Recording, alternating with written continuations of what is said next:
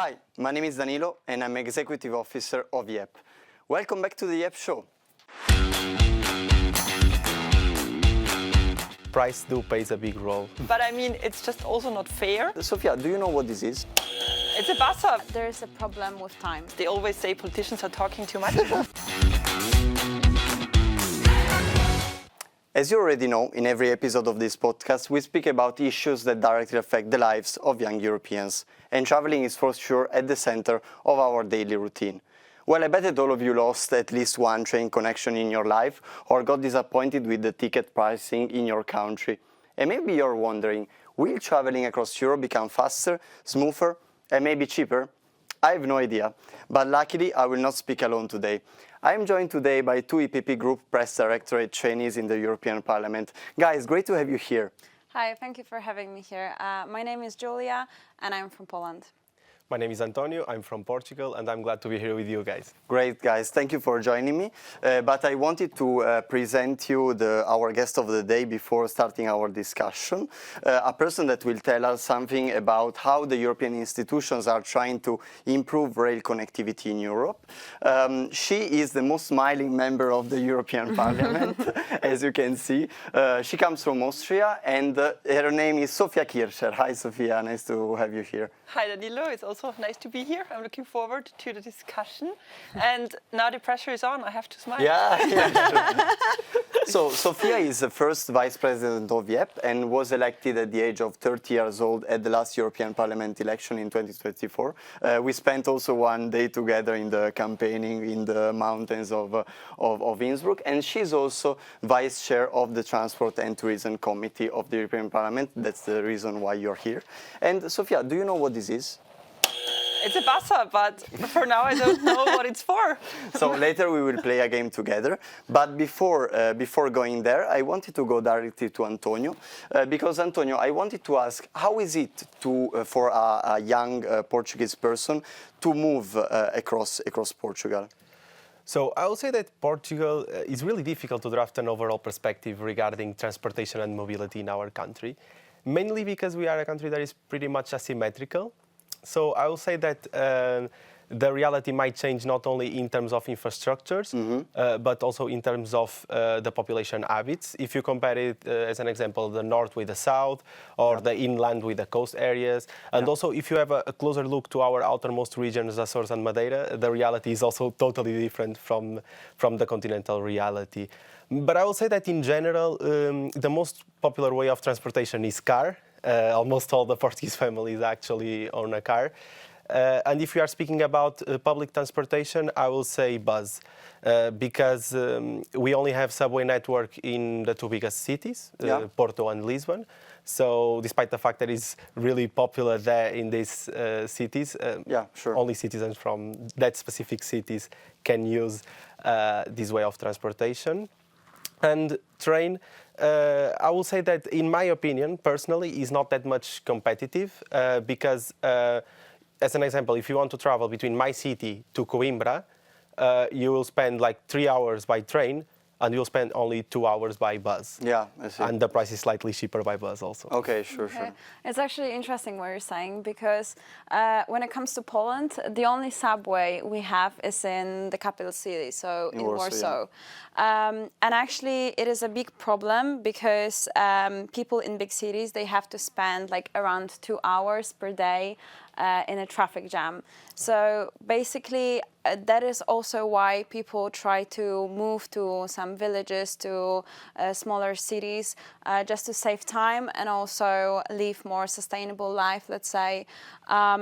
So although it is easy to travel with train, but there is a problem with time. Sometimes there are some delays. But I guess it's like everywhere in Europe. Like this, I think so. Sophia, we listened to two different experiences from two very different countries. But I wanted to know, since you travel so much across Europe with your work as an MEP and also with YEP, I wanted to know from you an anecdote that you lived in these years of traveling about your travels across Europe. There's something interesting that you want want to tell us? I mean, there are several anecdotes that I could share with you, but there is one particular one that I would love to share now with you because it also has a European dimension and also a topic that we are working on right now. So I think it was last year in summer, I took the train to Tuscany, so to Italy. Okay. And I was in a train, and as a sudden, the train stopped at the border between Italy and Austria. And there were some people talking with each other, saying things like, oh, now the police comes in. They want to check if there are some illegal migrants. Because all of us know, I mean, it sometimes happens that the police controls. Then other people say things like, oh my gosh, is there an accident? What's the reason that the train stops for 30 minutes? I mean, after 50 minutes, they continued the conversation, then they looked on the time, and then they realized it was 30 minutes. And you know what the reason is?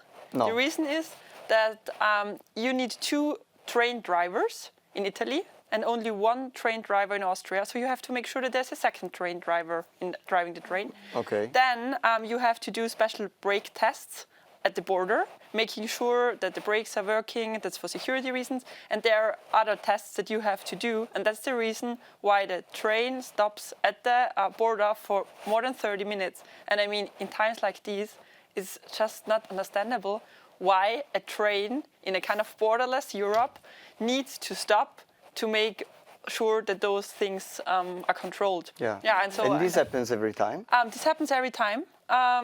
So that's also something that we are working on right now, that we try to make the train transport in Europe really borderless and that we fix those problems. Yeah, actually, so also JEP made a resolution on this, on how important it is to connect Europe more.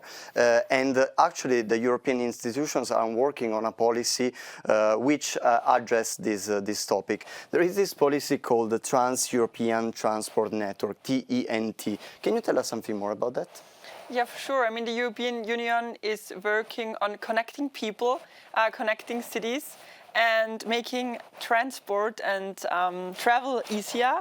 And this Trans-European Transport Network should connect the cities and major cities, ports, airports, including over 100,000 kilometers in Europe. So it's a huge project, and it should be completed by 2050. So I mean, we have some time left. But I mean, you know, if you build new projects, if you start things, it will take some time. And I mean, it's also our aim to boost the economy and to connect cities. And I think it will also help Europe if we can travel and make sure that the transport of goods is cheaper. And that's what we are working on. Yeah, and there is also this part, like the Brenner Tunnel between Italy and Austria in particular, that I think still needs to be completed. Is that also part of this project? Yeah, so the European Union funds this project. And I'm very much looking forward to the completion. I mean, it will take some time, but right now you have to imagine, I mean, Austria is located in the Alps, and if you go to Italy, you pass a very small valley and then a pass, so you have to go up, and many lorries are stuck there in traffic all the time. And so the Brenner Basistunnel should ease this tension and should make it possible that the transport of goods is then on the railway and not on the streets, because people at home suffer a lot from this issue. Yeah, great. Besides connectivity, there is also another reason for sustainability, I think, and it's the possibility to access to train ticket and also other kind of ticket in an accessible way. I wanted to ask to Antonio and Julia if it's cheap to travel in your respective countries. So, if I may, yeah, I think in Poland the train tickets are really accessible. You can get it online, you can get it in person as well. So that's not a big issue. But I think the bigger issue is the price of the petrol nowadays. So that is also why people choose more often train instead of cars. So to get from, for example, from Warsaw to Poznań, which is only 3 hours drive, let's say, you will spend probably around €15 going by train. Okay. But although petrol still is less expensive in Poland rather than in other countries in Europe. So, for example, I don't know about Portugal, but from what I heard, it's 1.7 euro in Portugal. It's quite high. For 1 liter. And in Poland, it's 1.5. So it's still high, but it's less than, for example, in Portugal. Yeah, actually, people do complain about it all the time. Yeah. They do memes about it, so it's a pretty much controversial topic in our country. But I will say that in terms of public transportation and the subject that Danilo was speaking about, I'll say that in terms of accessibility, okay, the tickets are accessible in Portugal. The thing is, price plays a big role in a country like Portugal, especially considering that we have one of the lowest average incomes in the European Union. I will say that price is still a barrier for people to travel, especially for young people, that the majority of them are enrolled in high school, university, or internships that doesn't pay that much salary. So, but currently our previous government was actually doing some efforts on this matter. Especially the centralized government of Montenegro, no? Exactly. They were doing some good measures on this topic, and which I think that will have a huge impact in the life of young people. Yeah, I think also in Italy. Commuting. Yeah, I think also in Italy we have a good as far as fares, like we have a good breakup of age brackets, and if you buy tickets earlier, you can access easily the train tickets. So I think on that side is okay. But as a European perspective, Sophia, institutions are working on a single platform to purchase ticketing across Europe. I wanted to know from you, what is this initiative and how it can improve our lives? Yeah, I mean, first of all, I want to highlight what you said. I think that the prices must be reasonable if you take the public transport, because it will help us to reduce also the CO2 emission, and that's one goal that all of us want to achieve.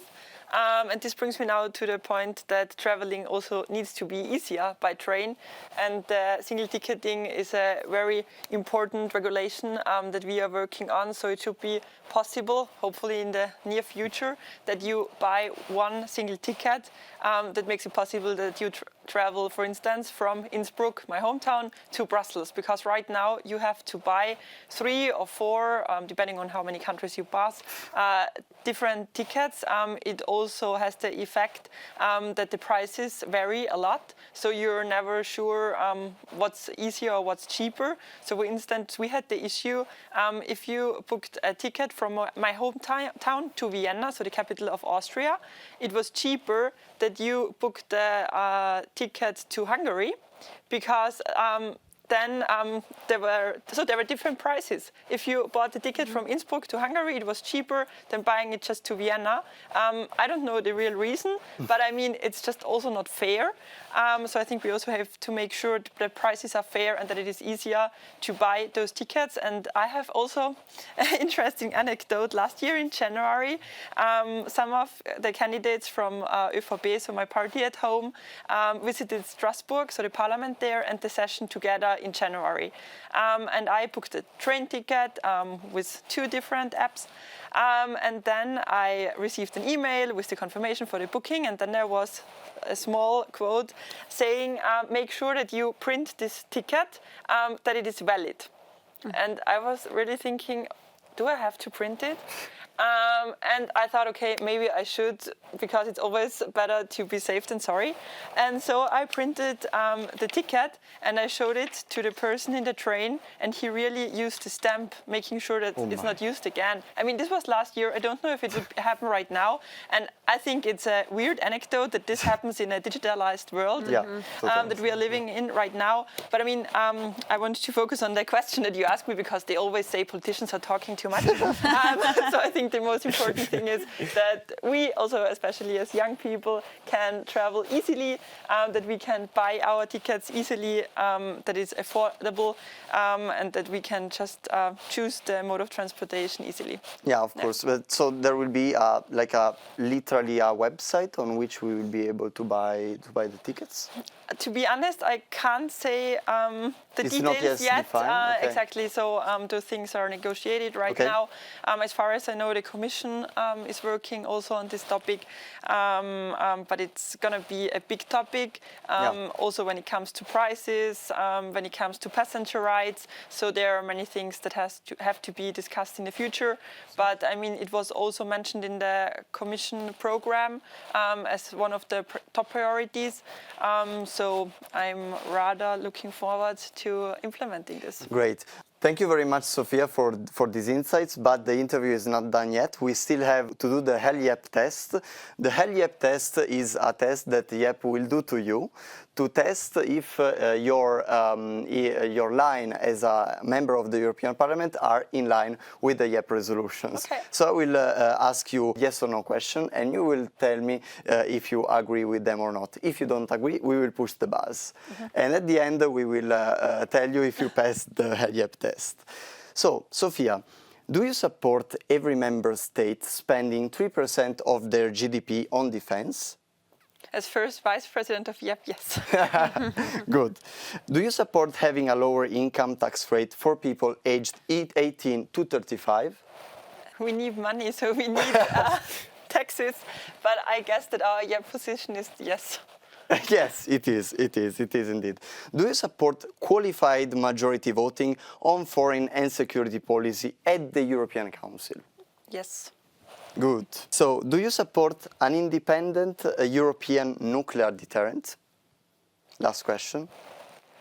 I guess that the YEP position is yes. Okay, great. You passed the HELYEP test, Sophia. Congratulations. It was great to have you here. And guys, thank you so much for joining us. Thank you so much, Sophia Kircher, for joining me today. Guys, this was the second episode of the YEP show. We hope that you will follow us for the next episode. So see you next time. You've been listening to the YEP show. Thank you for joining us today, and make sure to follow us on our social media.